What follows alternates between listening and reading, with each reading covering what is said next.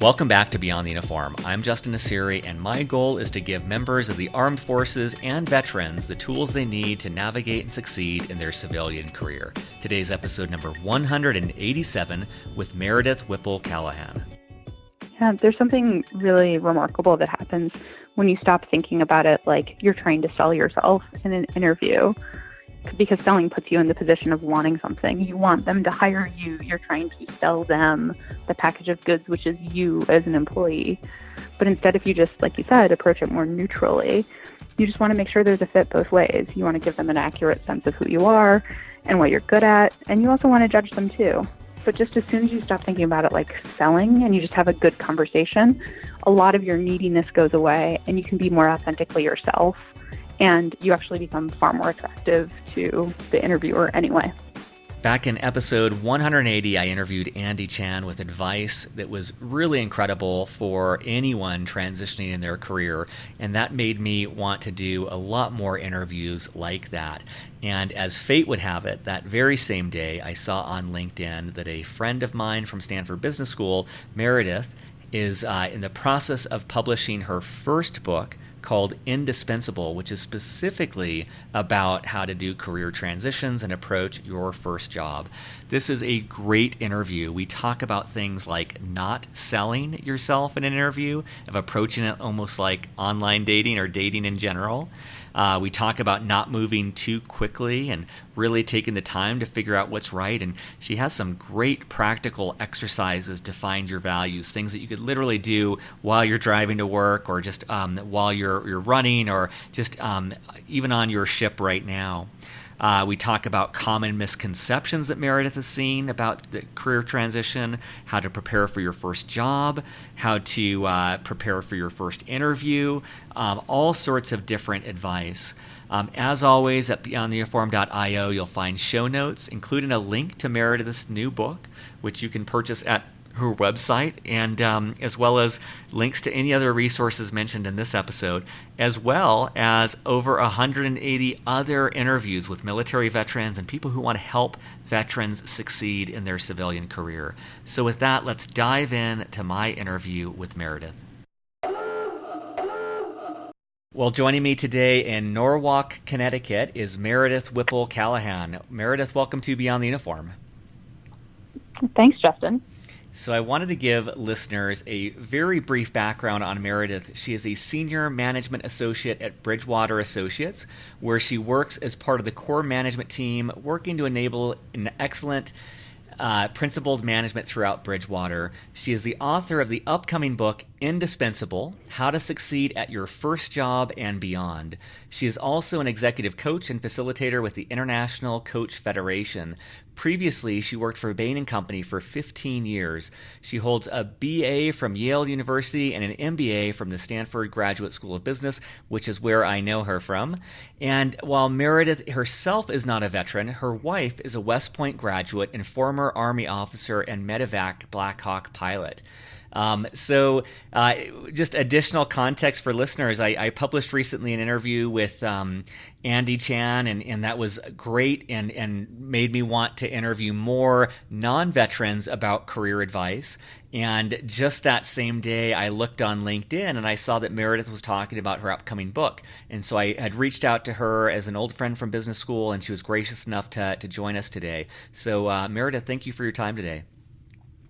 I am delighted to be here. I think, as you mentioned, my wife is a veteran, so when you reached out, it felt like such a good connection. In fact, my wife and I have had a lot of discussions where she said, this book should really be on that reading list that professional recruiters from the military really suggest to people when they start with their next new job. And so when you reached out, it just clicked and made sense.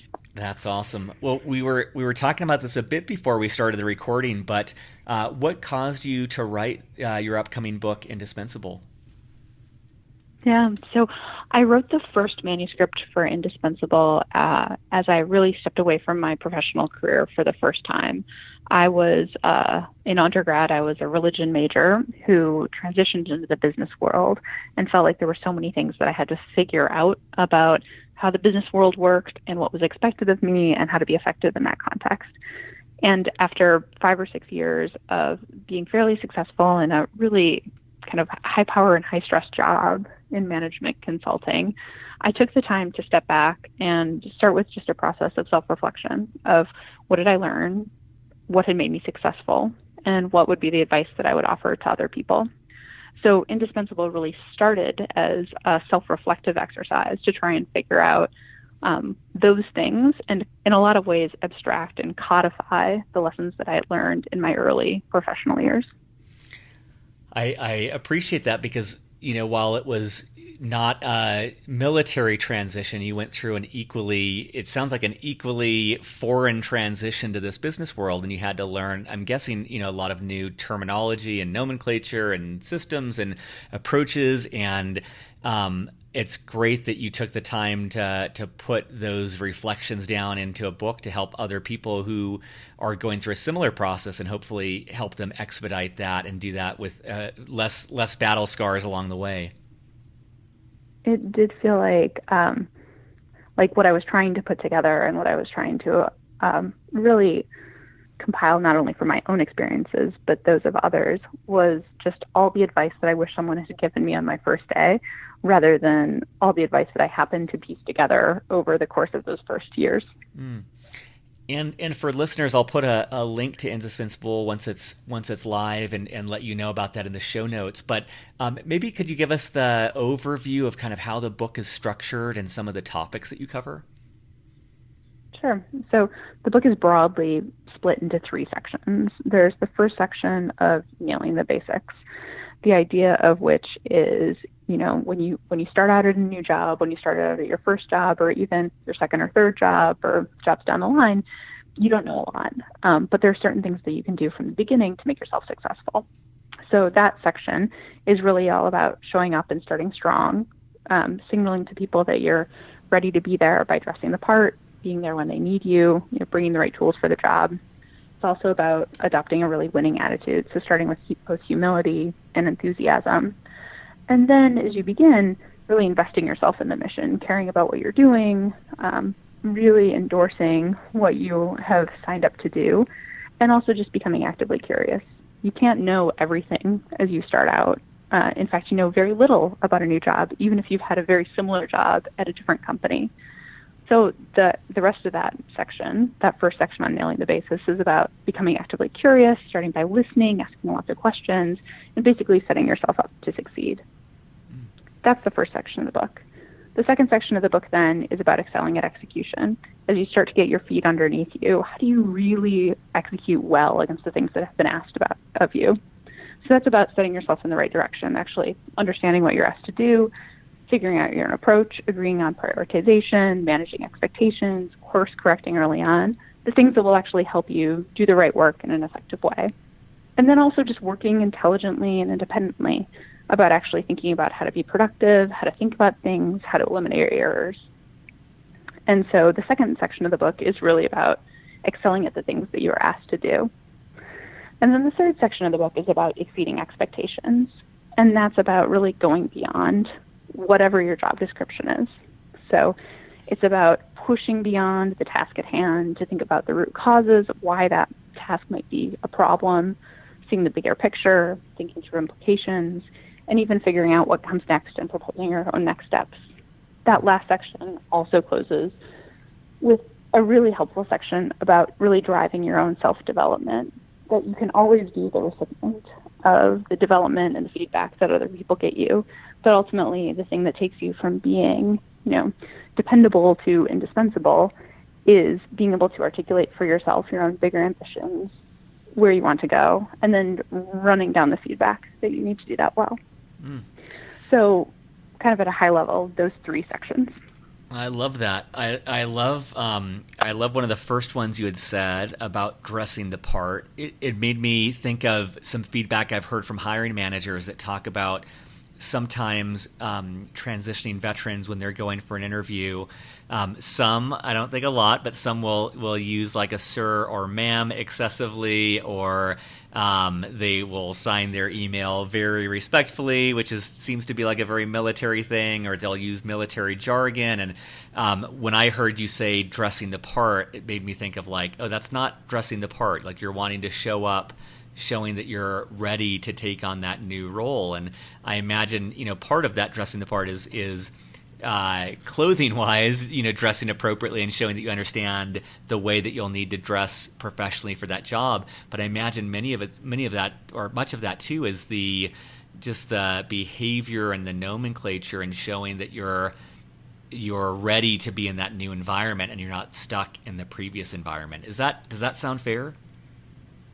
Yeah, I think there are two aspects to that. One is that whatever new scenario that you're entering into, you kind of have to enter into it almost like an anthropologist or a ethnographer.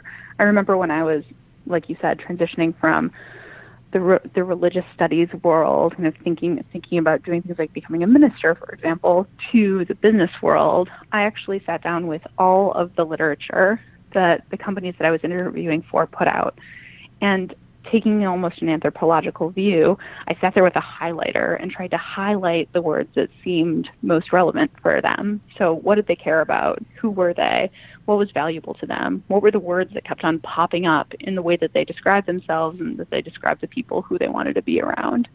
And so it was almost taking this kind of like outside-in view of trying to deeply understand what they were about so that I could more accurately walk into a culture that was completely foreign to my own and be effective in that. Now, it's impossible to know everything, to learn everything before you get into it. But if you kind of take the role of someone who's curious and trying to study this thing to understand it deeply, at least you can start to understand more of the landscape of how people operate, what people seem to care about, and then be able to show up in a way that makes sense to them so that they can make sense of you.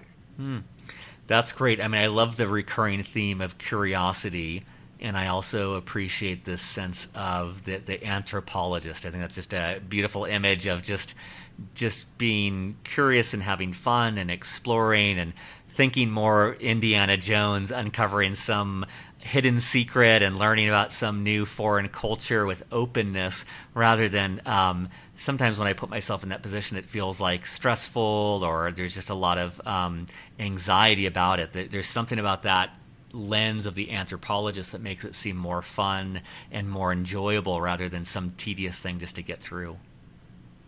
Yeah, and I think the other important thing about that is that it's not some when you think about the business world, when you think about moving into business, it's not some kind of like uniform thing out there that you need to learn, for example, how to operate in the business world. It's instead that each company is quite different and their cultures are quite different. They value different things and they operate in different ways.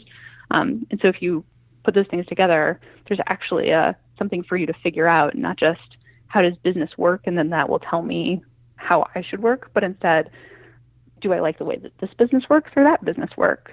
And which of these kind of subcultures within business am I most aligned to and most excited about, rather than just I have to figure out how it works so I can mold myself to it. That's great. Yeah, I embarrassedly, the thing I think of with that is my early days in dating and how much it was about trying to pitch myself to the other person and get them to like me, rather than later on of just approaching it as, let me just see who this person is and is that a good fit for me. And that's right. What came to mind for me is like I can picture so many people, and myself included, really trying to figure out what the job or the hiring manager wants, rather than trying to get information and see, is this the right fit for me? Is this the community that I want to be a part of? Is this where I want to spend the next year or more really growing and learning? Yeah, there's something really remarkable that happens when you stop thinking about it like you're trying to sell yourself in an interview, because selling puts you in the position of wanting something. You want them to hire you. You're trying to sell them the package of goods, which is you as an employee. But instead, if you just, like you said, approach it more neutrally, you just want to make sure there's a fit both ways. You want to give them an accurate sense of who you are and what you're good at, and you also want to judge them too. But just as soon as you stop thinking about it like selling and you just have a good conversation, a lot of your neediness goes away and you can be more authentically yourself, and you actually become far more attractive to the interviewer anyway. Yeah, I can imagine you would come across much more confident and much more stable and in control. I can see how that would make you more attractive, because you seem like a very balanced and you seem like a person who has options, rather than, I think that we just instinctively as people, we push away from anything that's desperate because we wonder what's wrong or what's going on that we don't know of. And I love that the added bonus of this perspective shift is more confidence and likely better results from the whole hiring process. So yes, I think your dating analogy is quite apt, Justin. And as you were writing the book, and as I'm sure you've talked to many different people and from your own experience, are there any common mistakes that stand out that you see people make when they're searching for and narrowing in on their first job? Sure. For me, it's when people move too quickly. I think whether you're coming out of school or you're leaving the military, you can feel like you don't have time to take a step back and learn about different options, and also go inward and learn about yourself in a more meaningful way. And that can be internal pressure, external pressure. It can be due to loans or timelines or expectations you put on yourself, expectations that other people have of you. But the whole idea of just moving quickly to the first job that is offered to you or the highest paying job that's offered to you is actually the thing that handicaps you in the long run. That there's actually a moment of trying to figure out what you actually love. Especially for people coming out of the military, and I've talked to my wife about this a lot, as an officer, you have a really well-rounded general management skill set, and as an enlisted personnel, you have a really deep and specific skill set in something really valuable.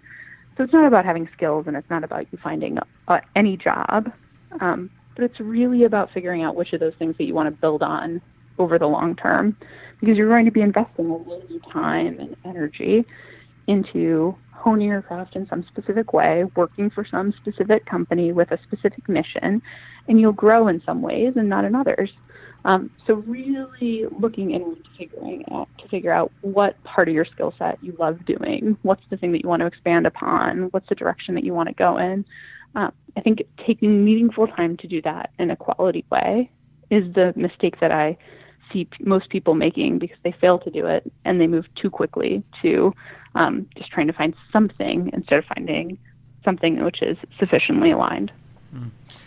I love that. I love the thought of having the room to really slow down and be choosy. In the dating analogy too, it's like if you're looking to get married in the next 2 months, it's going to lead to a different outcome than if you're taking the time to find exactly the right person. And I know that one of the things that's come up in the 180 plus interviews I've done is that finances is one way to achieve that. If you're able to build up savings and give yourself some room and really have, ideally, from people I've interviewed, 6 or more or 9 months to just really take your time and get the lay of the land, you buy yourself so many more options. You buy yourself so much better perspective. And the other piece is that self-knowledge, which I would say is number one, or if not number two, on the list of things that people mention, is really taking the time to get to know your values and to get to know what you like and dislike. And just like that anthropologist, you are in a completely new land. And so taking the time to get to know the landscape and to get to know the options. And just as a reminder for listeners, there is a new coaching component for Beyond the Uniform where we connect you with subsidized, professionally certified coaches to help you in figuring out those values and in that career transition. But I echo what you're saying, Meredith, that the having that time to not move too quickly is so critical. And I don't want to make it seem like it's, you had mentioned 6 to 9 months. I don't want to make it seem like it's this interminable process or you need months of navel gazing. I actually don't think it has to be that. It can really just be taking some time to reflect on your purpose. There's some quick exercises that you can do to at least give you some perspective of that. Some people like to think forward and write their own obituary and use that as a lens through which they can see what's valuable to them in the short term. Other people, if you don't really have any clue of what you're interested in or what your purpose might be, another easy way to cut through it is just to ask 3 or 4 people who know you well, who are close to you, and say, what do you see me valuing? How do you see me acting? When you see me make hard decisions or prioritizing things, what do I tend to put first versus what do I tend to put second, what do I tend to put last? So it doesn't have to be a multi-month exercise in self-reflection, but just if you can find a couple of ways to give yourself some anchors, and to give yourself some insight, at least that's something to put your potential options up against. I love those. Those are two great, very tactical, very actionable steps, both the obituary as well as the feedback from people close to you. I think that's fantastic. Another thing I wanted to ask about is any common misconceptions that people have about their first job. And it's always interesting for me when I'm interviewing veterans that many people have a preconception of what life will be like as a civilian, and it often turns out to be quite different. And so I'm wondering if anything stands out as a misconception someone might have about that first job. And when I look at people's first job, I see 2 patterns of misconceptions. One is that people get in their first job or are thinking about interviewing for their first job, and they assume it will be their forever job. They can't see it as a way that it might build for something else. But instead are really committed to making this thing work and having to therefore find the absolute perfect job that's a fit on every level. The other misconception that I see people having about their first job is the opposite of saying, well, it's only for a year or 2, and then I plan to jump and move on to the next thing anyway. And by already having that view of I'm already going to be leaving, they just miss out on a lot of the development and opportunities to get the most out of that job that they can. So those are both kind of extremes of conceiving of your first job in either it's forever or it's for basically only never way. So I just encourage people to open their eyes up to what could be possible, not feel like they have to find the first perfect job that will be a match forever, but find something that's a sufficient fit and then see how it goes and explore what the possibilities and options are and learn along the way. Because it's hard if you already walk in the door with either of those mindsets. That's great. I love those 2 opposite extremes. The first one makes me think of Joel Peterson, one of the professors that we had at business school. Was he had said something to the effect of that during your career you'll make the most of your wealth between age, I think he said 40 and 50. And the relaxing thing about that was this sense of your career up until then, you're just kind of jumping from lily pad to lily pad, acquiring new skills and honing different talents, rather than like, I just need to get in and get this done, which seems like to me that first mindset. But I could see how the second mindset could be just as dangerous, of just walking in with a foot outside of the door. And it sounds like at least half of your book is devoted to really excelling and shining and performing at your peak while you're in that job. And it seems like that would be difficult to cultivate that mindset if you've already checked out mentally and you're already thinking of the thing right after that. Yeah, I think there's danger in both of them, and then opportunity in the middle. Not to say that you should stay at every job for 3 to 5 years, but instead you should just figure out how it goes along the way. It could be that you still do end up leaving in a year or 2. It could be that it does end up being your forever job. You kind of have to figure it out along the way and explore that in an open-minded way, rather than limiting yourself with one of the 2 mindsets when you start.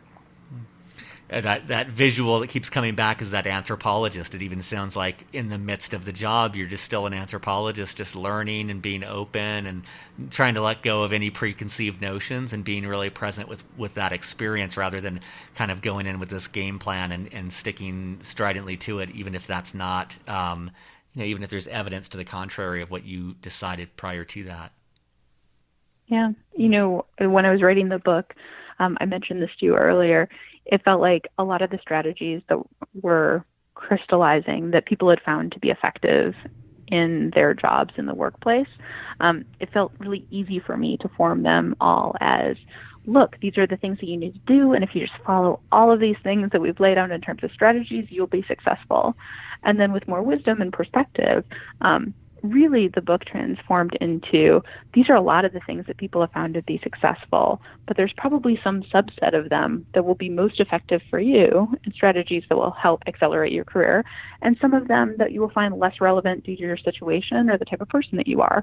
But it's good to know the kind of like the breadth of what has made people successful in the professional environment as they start to step into the business world, and have those options kind of all in your back pocket, rather than not knowing what your options are of how to act, how to be, or how to make yourself successful. It's great. It's that same idea of less prescriptive and more figuring it out. I picture this buffet of options that you're presenting in the book, and just kind of allowing people to taste them and see which one fits their unique style and adopt that, but at least have an awareness of all of them to be able to try them out and see which one is right for them. One thing I was wondering about is, just some things that listeners should know about how to prepare for their first job. It's a good question. Going back to mindsets, I think the most important thing is to just realize, stepping in, that you don't have to know everything on day one. No one is expecting that you've worked at that particular company before. And even if your discussions with your recruiter were about very specific skills or things that you're bringing to the table, there's probably a specific way of doing those in this company, in this context, in this organization, in this role, which means that it might be somewhat different from what you've done in the past. So I would just encourage people to go in ready to learn, ready to develop, and ready to stretch themselves, rather than thinking about how do I prepare everything, how do I acquire all the skills that I need before I actually start the job. So if you pair that with something that we talked about before of just being actively curious, you can come in, confident in the skills that you do have, but also really curious about how those are different in this situation. A lot of people think that questions are bad, but one of the strategies in my book is actually ask the dumb questions now. When you're a new person, everyone knows you're new. No one thinks that you've been around. No one's expecting you to know everything. So ask all the questions that may seem dumb or simple to you, and just see what you learn from all those things. You'll probably learn things about the culture, about the context, about how the environment actually works, about people's expectations. So there's less preparing for your first job in advance, and more just preparing by walking in with kind of a confident curiosity about, hey, there's some things that I can do and some things that I know, and lots of things that I don't. And by the way, it's not shameful or bad that I don't know those things. I haven't worked here before. So I'm going to ask good questions, I'm going to learn quickly, and I'm going to help to accelerate my own learning rather than waiting for people to tell me what to do. So I think that orientation is probably the most useful thing. That's great. That is so powerful. I think one of the two things that stood out to me with that is, first with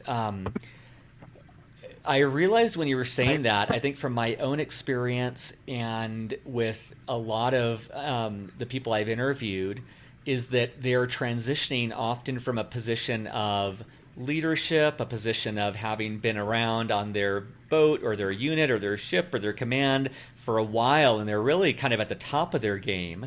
And then to go from that into a more junior position or a more unknown position, I can see how that's difficult for your typical veteran to let go of that sense of, I should know what's going on, or I should be in charge, I should be in control, I should be trusted with this.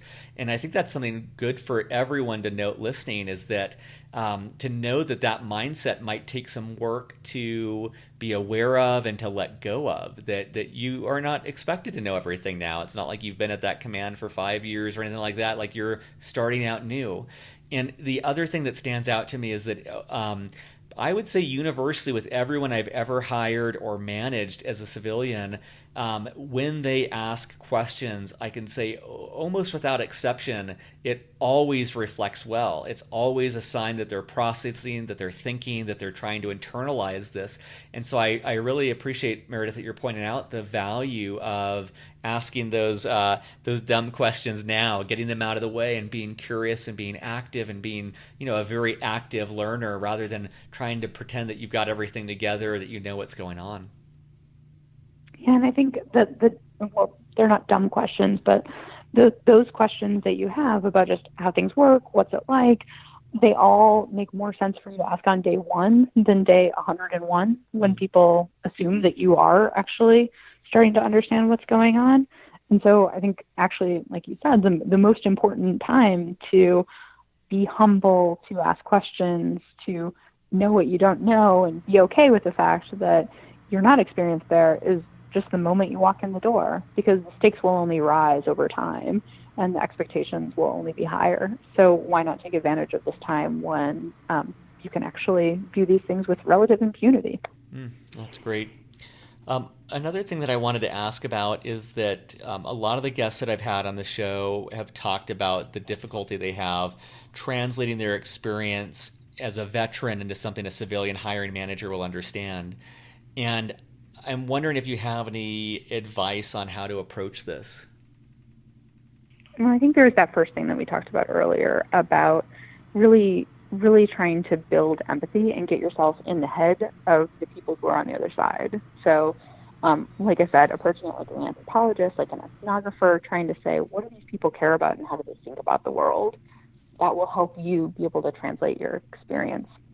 And then to get help actually translating their experience, I think you have a couple of options. One, you can find someone who's made the transition and they can speak both languages. So they can speak military language or the language of the place that you're coming from, and they can also speak the language of the business world or the culture that you're going to, and they can actually help you translate things so you can communicate more effectively. Alternatively, you can find someone who just really deeply understands you as a person. Maybe they haven't made the transition themselves, but they know you so well that at least they can help translate those things about you into a different language. So having someone who's a translator can also help.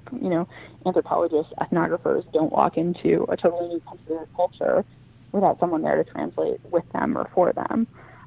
Of course, it's better if you can learn the language yourself, but I also wouldn't have any shame of using someone who can help you translate that story in a quality way.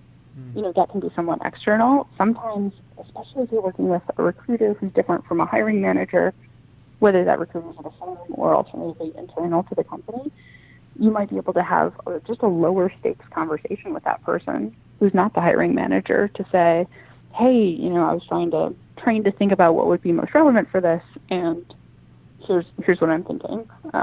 So those people who are actually part of the process might actually be translators as well. That's great. I mean, in a completely different context, I literally today was having a phone call with another Stanford alumni that I'd reached out to, and this person works at a company that I want to partner with. And so I'd reached out as a friendly person to ask a lot of my questions and get to know the terminology and the language and really get to know the internal process. So then when I meet with the actual person who's in charge of their partner program, I'd be better prepared. And it's just what you're describing sounds really familiar there, where you're finding someone to help you translate, finding someone to help you navigate a new area. And that's a really smart way to make that transition easier. Yeah, and of course, at the end of the day, it has to be you who internalizes the new place and the new way of being. But of course, you're allowed to have guides along the way. Another common theme that's come up in the interviews I've done is that, and I'm curious if your wife would empathize with this, where a lot of people in the military, they're conditioned to put their unit first, and it's either an unspoken norm or maybe a spoken norm where it's normal for people to boast about their team or their unit's accomplishments, but in general to downplay their own contribution to that. And so when it comes to an interview, it can be difficult for them to sell themselves or to speak with conviction about what they've done. And I'm just curious, I'm not sure if that relates to your own experience, but I'm curious if you have any thoughts on that. Yeah, to me, the thing that helps mitigate that is just trying to be as factual as possible. And it's kind of taking in a way, kind of taking the lens off of it. You can look at it from a military lens of, I value the group, the team, the organization. You can look at it from a more individualistic lens of what did I do that actually contributed to this, which is kind of what you're alluding to that a recruiter might want to hear. And in some ways, the way to navigate the middle ground is just to try and step outside yourself and say, actually, what did I do? If I was just watching a neutral movie and I was watching myself and I was watching my colleagues actually work together and do something, how would I describe what that person who happens to be me is doing? Are they giving commands? Are they giving orders? Are they conceiving of a strategy? Are they executing? Like, how do I just neutrally describe the thing in a way that is factual and true to life, rather than being inclined to describe it in one way or another? And I think just that neutrality will help you be in touch with what you've actually done in a way that has less framing or spinning of it in one way or another. That's great. And then one other question I wanted to ask about is any other advice on interview prep and how to prepare for the interview for a job? Yeah. So I think this is something that's broadly true. I mean, people, not just people coming out of the military, but broadly, people just generally underprepare for interviews. A good way to actually walk into an interview is just brainstorming the questions that you'll be asked. Sometimes you can, again, do your research on the company, figure out what they care about, figure out their values, things that are most important to them. Also, just take generic interview questions that you find online or elsewhere in terms of what are your strengths, what are your weaknesses, what are you excited about, what are you concerned about. But really brainstorm a list of the questions that you'll be asked and then come up with real answers. Often those answers can be, specific answers to specific questions, but probably more useful than that even is coming up with anecdotes that can illustrate multiple different things, that could illustrate your weaknesses, but also illustrate something that you want to work on, that could illustrate your strengths and also illustrate, how you work together as a team. But having in your back pocket that kind of set of 6 to 10 pretty fungible anecdotes that can actually, in a really illustrative, live way, give light to different circumstances and to who you are as a person, it's actually really powerful. And then once you've brainstormed the questions, once you've thought about your answers, once you've come up with some anecdotes that you can use across a number of different questions, I would actually go and stare at yourself in the mirror and answer the questions out loud. So pretend someone is asking you the questions and answer them right back. Get so comfortable with your answers that when someone's asking you those questions and you're actually live in the interview, you feel like you don't have to robotically answer from the things that you've prepared, but you just have a really good stable of information, stable of stories to pull on whatever comes your way. That's fantastic. I love the thought of having those anecdotes on hand. I think it was Henry Kissinger that opened up press conference and he said, does anybody have any questions for my answers? And that's what comes to mind for me, is having these anecdotes and these stories on hand that you can slot into those questions. And I love what you're saying about practicing the answers out loud. I haven't actually heard that before, but that makes sense, where you're getting used to the actual delivery. It's almost like a performance that you're getting rehearsed and really used to and really comfortable with, so that when you're actually in the interview, it's just that much more natural. I think that's fantastic advice.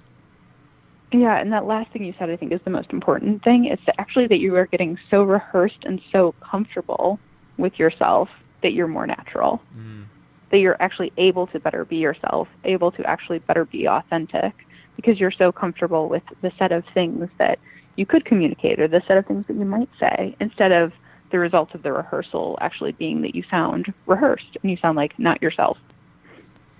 That's great. I love the authenticity of it, where it's not a performance at all. It is just about being so comfortable that it would be like talking to a friend rather than pitching to an interviewer. Exactly.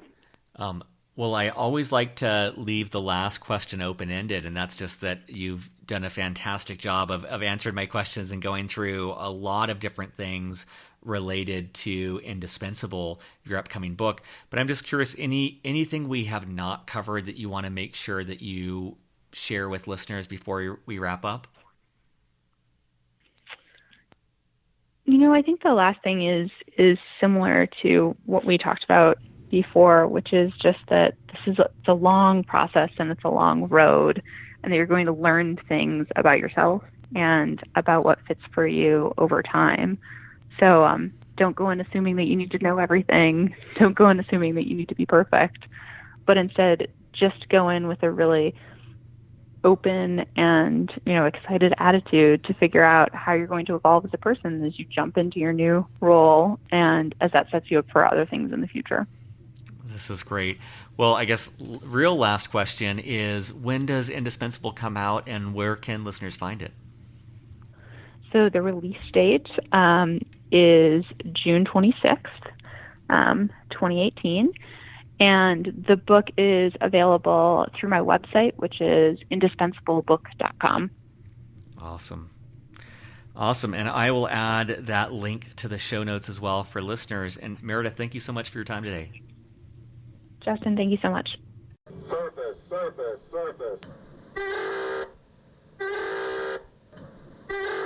Thank you so much for listening. A couple quick notes before we close. First of all, if you're enjoying the show, a couple ways to contribute and help get this cause further. First is an iTunes review. I know it sounds silly, but that really does help get the word out. It's also one of the things that sponsors look at when they're thinking of sponsoring the show. On that note, we are also looking for sponsors. So if you know of a company that's hiring military veterans or who's selling a product or service targeted at military veterans, we are looking for sponsors to help offset the cost of production. And lastly, if you like the show and are enjoying it, please tell other people. If you are able to post on Facebook or share with friends at a base or friends at your command, it helps get this in front of more veterans who can benefit from these stories and advice. Have a great week, and I'll be back next week with more military interviews with military veterans about their civilian career. Have a great day.